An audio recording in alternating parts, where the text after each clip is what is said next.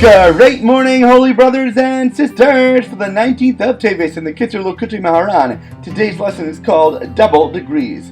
There are two levels of physical intimate purity.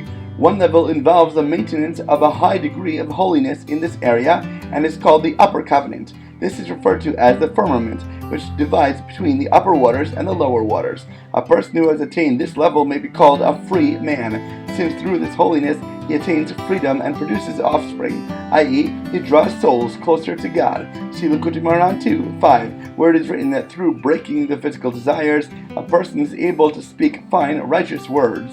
The second level of physical intimate purity involves abiding by the Torah's laws of what is forbidden and permitted in this area. A person ought to possess both of these levels of physical intimate purity.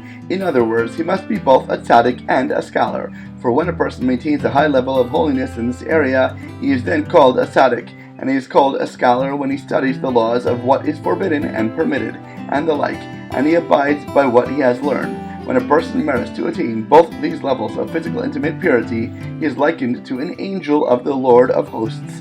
He attains complete faith, and he draws down all blessings and influx of bounty into the world. We must seek to learn all that we can to gain knowledge through learning, but also putting purity into practice through living life as well. Through maintaining both levels of physical intimate purity in the manner just described, loving kindness is revealed in the mouth of the male organ. Zohar 3:142a. This loving kindness manifests itself as love and longing for God, as good yearnings which are very precious indeed. The reason why these yearnings are so precious is that through them a person creates souls.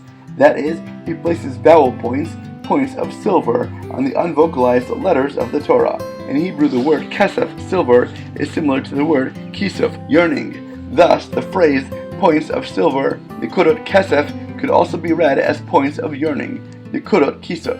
In other words, through a person's yearnings, vowel points are made, and these points are conceptually like souls. This phenomenon is described in the verse, "My soul yearns, even pines," Tehillim 84:3. That is, my very yearning and pining for God is what created my soul.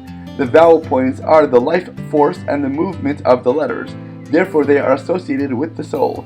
For just as the soul is the vitality of a person, and all of a person's movements are due to the activity of the soul, without which he would be nothing but a lifeless body, so too the letters have no movement or vitality except through their vowel points, and it is through these vowel points that the letters move, couple, and combine. The vowel points are created by a person's yearnings for God, and they are associated with souls, while the coupling and combining of the vowel points correspond to the coupling of souls. Furthermore, by means of the vowel points, the letters themselves then couple and combine, and this corresponds to the coupling of bodies. All this is the inner meaning of the falling on one's face segments of the Tachanun prayer. The purpose of this part of the service is to elevate the soul, which parallels the elevation of the feminine waters, and to effect a spiritual unification.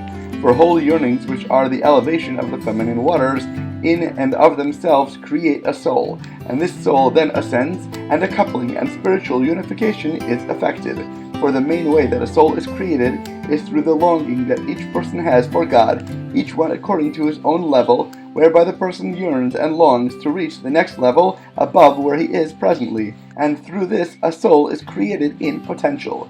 When we yearn for God, we create more portions of Him into existence. As always, thank you so much for learning together. If you enjoyed this lesson, please remember to like, comment, share, and borrow. And please God, we'll learn again tomorrow.